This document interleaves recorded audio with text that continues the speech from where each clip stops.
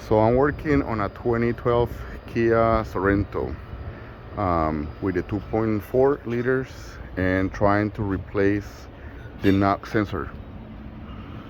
I look information on YouTube, and what they suggest was to remove the intake, but I feel it's a lot of work, so I found an easier way to do it.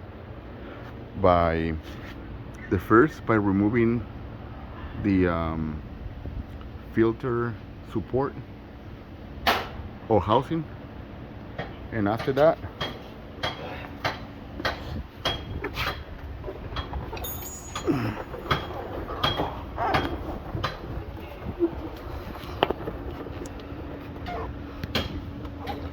you get access to the knock sensor that is right there.